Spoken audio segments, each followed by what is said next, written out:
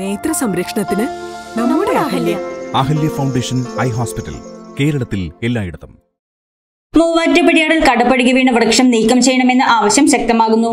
2018 വെള്ളപ്പൊക്കത്തിൽ വീണ മരമാണ് ഇതുവരെയും നീക്കം ചെയ്യാത്തത്. മൂവാറ്റുപുഴയാറിൽ കടപുഴകി വീണ വൻവൃക്ഷം നീക്കം ചെയ്യണമെന്ന ആവശ്യം ശക്തമാകുന്നു. 2018 വെള്ളപ്പൊക്കത്തിൽ കടപുഴകി വീണ വൃക്ഷമാണ് വർഷങ്ങൾ കഴിഞ്ഞിട്ടും നീക്കം ചെയ്യാതെ പുഴയിൽ തന്നെ കിടക്കുന്നത്. മണ്ണാങ്കടവിനും പള്ളിക്കടവിനും മധ്യഭാഗത്തായി കടപുഴകി വീണ മരം മുറിച്ചു നീക്കണമെന്ന ആവശ്യവുമായാണ് പ്രദേശവാസികൾ രംഗത്തെത്തിയിരിക്കുന്നത്.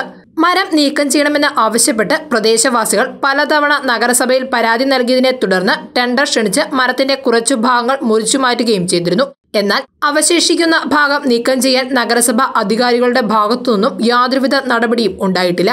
പുഴയോര പ്രദേശമായ പേട്ട ഭാഗത്തെ ജനങ്ങൾക്ക് മരം നീക്കം ചെയ്യാത്തത് മൂലം ഭീഷണി വർദ്ധിക്കുന്നതായി ward councillor Jafar Sadiq VA പറഞ്ഞു. കഴിഞ്ഞ വെള്ളപ്പൊക്ക സമയത്ത് 2018-2019 കാലയളവിൽ ഉണ്ടായിട്ടുള്ള അതിഭീകരമായിട്ടുള്ള വെള്ളപ്പൊക്ക സമയത്താണ് പേട്ടയിലെ മണ്ണാൻകടവ് തോടിനും പള്ളിക്കടവ് തോടിനും മധ്യഭാഗത്തായിട്ട് ഒരു വ്യക്തിയുടെ സ്ഥലത്ത് നിന്നിരുന്ന വലിയ ഒരു വൃക്ഷം പുഴയിലേക്ക് മറിഞ്ഞടയുകയും ആ വൃക്ഷം മാറ്റുന്നതിന് നഗരസഭയുമായിട്ട് ബന്ധപ്പെട്ട് ടെൻഡർ നടപടി സ്വീകരിക്കുകയും ആ വൃക്ഷത്തിൻ്റെ പല ഭാഗങ്ങളും വെട്ടിമാറ്റപ്പെടുകയും ചെയ്തിട്ടുണ്ട്. എന്നാൽ ഇപ്പോൾ അതിൻ്റെ കുറച്ച് ഭാഗം, അതായത് ചുവട് ഭാഗം ഇപ്പോഴും പുഴയിൽ കിടക്കുന്ന ഒരു അവസ്ഥയാണുള്ളത്. അത് മാറ്റപ്പെടണമെന്നാണ് എനിക്ക് അധികാരികളോട് ആവശ്യപ്പെടാനുള്ളത്.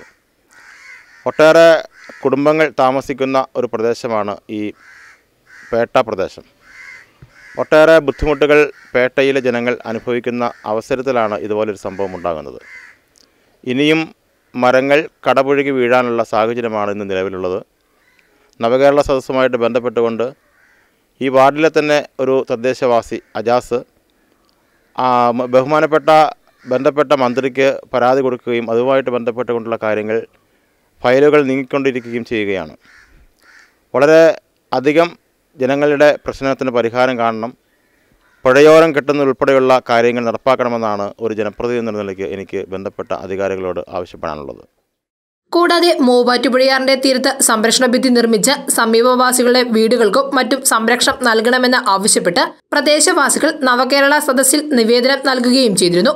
മാസങ്ങൾക്ക് മുമ്പ് പേട്ട ഭാഗത്തെ പുഴയുടെ തീരം ഇടിഞ്ഞത് പ്രതിഷേധത്തിന് വഴിവെച്ചിരുന്നു. ബന്ധപ്പെട്ട അധികാരികൾ ആവശ്യമായ നടപടികൾ അടിയന്തരമായി സ്വീകരിക്കണമെന്നും തദ്ദേശവാസികളുടെ ജീവനും സ്വത്തിനും സംരക്ഷണം നൽകണമെന്നും പ്രദേശവാസികൾ ആവശ്യപ്പെട്ടു. News desk, Muvattupuzha news. അമൂല്യമായ ഔഷധസസ്യങ്ങളും ശുദ്ധമായ വെളിച്ചെണ്ണയും ചേർത്ത് നിർമ്മിക്കുന്ന ക്ഷേമ ആയുർവേദിക് ഹെയർ ഓയിൽ മുടി വളരാൻ സഹായിക്കുന്നു, മുടി കൊഴിച്ചിൽ തടയുന്നു, താരനെ അകറ്റുന്നു. ക്ഷേമ ആയുർവേദിക് ഹെയർ ഓയിൽ.